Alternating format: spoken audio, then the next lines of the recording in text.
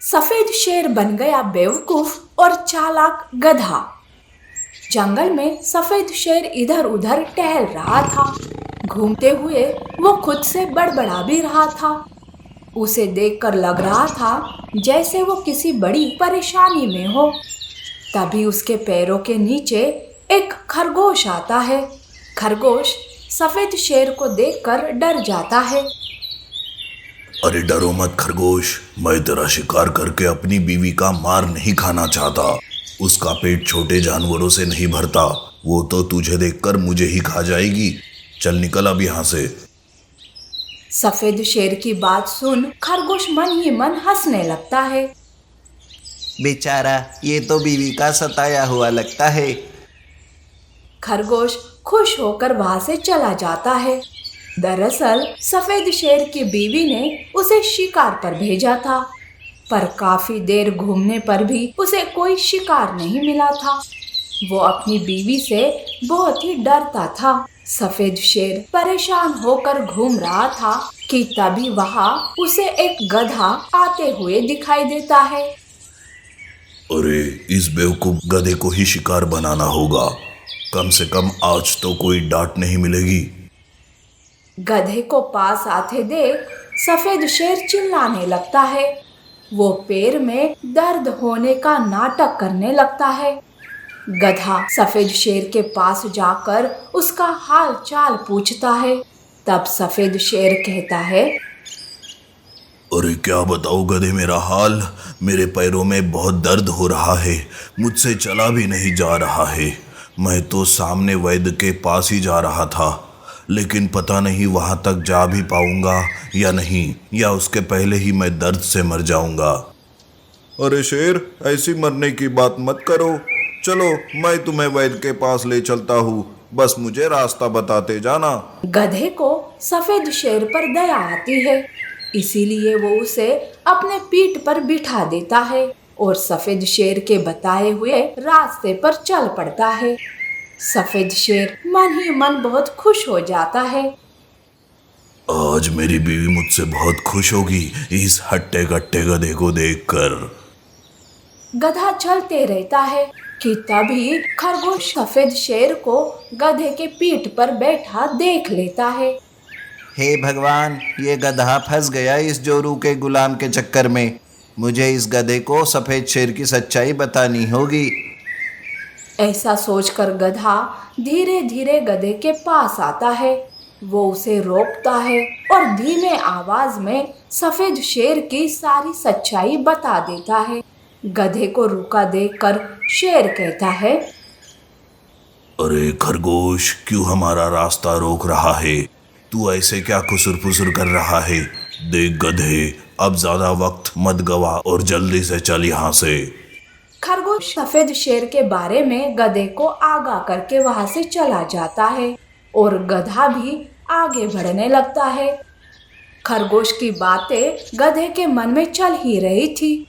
बाप रे, अगर मैं ऐसे ही शेर के साथ चला गया तो इसकी बीवी और बच्चे मुझ पर एक साथ हमला कर देंगे, फिर मुझे बचने का कोई मौका नहीं मिलेगा। अब तो इस सफेद शेर को बेवकूफ बनाकर अपनी जान बचानी होगी मुझे। ऐसा सोचकर गधा सफेद शेर से बातें करने लगता है। अरे शेर, मुझे ना मेरी बीवी ने बहुत ही परेशान कर रखा है। उसने मेरा चैन छीन लिया मुझसे। मेरा एक काम करोगे क्या? मेरी उस आलसी बीवी का तुम शिकार कर लो, मैं उसे बहला फुसला कर तुम्हारे पास ले आता हूँ। गधे की बातों से सफेद शेर लालच में आता है। वो तो अपना दर्द का नाटक भी भूल जाता है और जल्दी से गधे की बात मान जाता है। सफेद शेर झट से गधे के पीठ से उतरता है और कहता है, अरे वाह गधे, तो तुम भी मेरे जैसे ही बीवी से परेशान हो। ठीक है, जैसा तुम कहते हो वैसा करूँगा। जाओ, जल्दी से अपनी बीवी को लेकर यहाँ आ जाओ। गधा सफेद शेर को बेवकूफ बनाकर वहां से भाग जाता है। सफेद शेर तो उन दोनों को घर ले जाकर उन दोनों का ही शिकार करने वाला था, पर गधे की चालाकी से सफेद शेर ही बेवकूफ बन जाता है और गधे की जान बच जाती है। अब आप ही सोचो कि सफेद शेर का क्या हाल हो चुका होगा घर जाकर। आलसी हिरन, बंदर, कुत्ता और सफेद शेर। एक जंगल में सभी प्रकार के जानवर मिलजुल कर रहते थे। उस जंगल में एक आलसी हिरन रहती थी। वो बस दिन रात आराम करती और अपना काम अपने दोस्तों को बताती। उसके दो दोस्त थे, बंदर और कुत्ता। वो दोनों भी अब हिरन के आलस से परेशान हो गए थे। एक दिन वो दोनों हिरन के पास आते हैं। अरे हिरन, आलस छोड़कर काम करना सीख। कब तक ऐसे ही हम दोनों से काम करवाती रहोगी? हाँ हिरन, देख ये आलस अच्छा नहीं होता। किसी दिन तुम इस आलस की वजह से मुसीबत में फंस जाओगी। अरे क्या दोस्तों, तुम्हारे होते हुए मैं कैसे मुसीबत में पड़ सकती हूँ भला? क्या तुम मेरी मदद नहीं करोगे? वैसे मेरे खाने का बंदोबस्त किया कि नहीं? देखो ना, बहुत भूख लग रही है। वो दोनों इतना समझाते हैं हिरन को, पर उसका कोई असर उस पर होता ही नहीं। वो दोनों अपना सर पकड़कर वहां से चले जाते हैं और हिरन दोस्तों ने लाया हुआ खाना खाकर फिर से आराम से सो जाती है। उस जंगल का राजा एक सफेद शेर था। एक दिन सफेद शेर जानवरों की सभा बुलाता है। सारे जानवरों के साथ साथ हिरन भी उस सभा में उपस्थित थी। आप सबको पता ही है कि मैं हमेशा जंगल के हित में नए नए नियम बनाते रहता हूँ। आज भी मैंने जंगल के लिए एक नया नियम बनाया है। हाँ महाराज, जल्दी बताइए। इतना घुमा फिरा कर बात करने की क्या जरूरत है? आराम भी करना है मुझे। हिरन वहां आई तो थी, पर उसका सारा ध्यान सोने पर ही था। हिरन को ऐसा कहते देखकर बंदर और कुत्ता उसे रोकते हैं। शेर हिरन पर गुस्सा करने के बजाय अपना नियम बताने लगते हैं। हाँ हाँ हिरन, बता रहा हूँ, जरा सब्र करो। जंगल के काम मैंने तुम सब में बराबर बांट दिए हैं ताकि जंगल के कामकाज सही समय पर हो। बंदर, तुम्हें जंगल की सफाई का काम करना होगा, तो कुत्ता और हाथी तुम दोनों मिलकर जंगल की सीमा पर पहरा दोगे, और हिरन, तुम बाकी जानवरों को उनका जरूरत का सामान पहुंचाने का काम करोगी। क्या तुम सबको ये मंजूर है?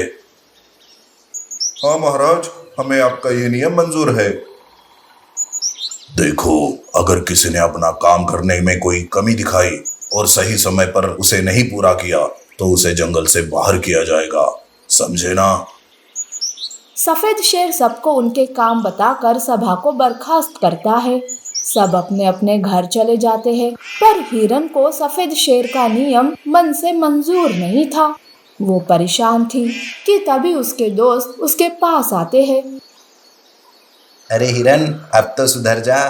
देख, महाराज का काम बराबर नहीं किया तो तू इस जंगल से बाहर हो गई, समझो। और हाँ, इस बार हम तुम्हारी मदद भी नहीं कर पाएंगे क्योंकि हमें भी हमारे काम रहेंगे, समझे? हिरन तो और भी चिंता में पड़ जाती है। दूसरे दिन काम पर जाने की बारी आती है। सारे जानवर अपने अपने कामों में लग जाते हैं, तो इधर हिरन सोचती है, बाप रे, गर्मी धूप में मैं भला आराम करने के बजाय काम कैसे कर सकती हूँ? नहीं, मुझे ऐसा कुछ करना होगा कि मुझे जंगल भी ना छोड़ना पड़े और काम भी ना करना पड़े। हिरन थोड़ी देर सोचने लगती है। तब उसके दिमाग में एक प्लान आता है और वो जानवरों को गलत सामान पहुंचाने लगती है। कभी हाथी का सामान बंदर को, तो कभी बंदर का सामान सूअर को देती। हिरन का ये प्लान उसके दोस्त समझ जाते हैं। अरे हिरन, क्यों ऐसा कर रही हो? देख, अभी भी वक्त है, तू ये सब करना छोड़ और अच्छे से काम कर, नहीं तो तू किसी बड़ी मुसीबत में फंस जाएगी। दोस्त उसे आगाह करते हैं, उसे बार बार समझाते हैं, यहाँ तक कि सफेद शेर खुद हिरन को समझाता है, पर हिरन कहाँ सुनने वाली। कुछ दिनों बाद सफेद शेर फिर से जानवरों की सभा बुलाता है और कहता है, आप सबको अपना काम लगन से करते हुए देख मुझे खुशी हो रही है। बस एक हिरन ही ऐसी है जो काम करने में गड़बड़ी कर रही है, इसलिए मैंने सोचा कि ये काम सूअर करेगा। ये सुनते ही हिरन के मन में तो खुशी के लड्डू फूटने लगते हैं। लेकिन तभी शेर कहता है, हिरन, तुम आज से जंगल में जितनी भी गुफा है उन सब की मरम्मत करने का काम करोगी। और हाँ, मरम्मत करते वक्त जितनी भी ईंटें या पत्थर लगेंगे उन सबको तुम्हें ही ढोकर लाना पड़ेगा। ये सुनकर तो हिरन के पैरों तले जमीन खिसक जाती है। सफेद शेर सभा बर्खास्त कर देता है। इस समय उसके दोस्त भी उसकी कोई मदद नहीं करते हैं। तब जाके हिरन को समझ में आता है कि आलस करना अच्छी बात नहीं होती है। इसीलिए कहते हैं कि हमें आलस छोड़कर काम करना चाहिए, नहीं तो हम मुसीबत में फंस सकते हैं।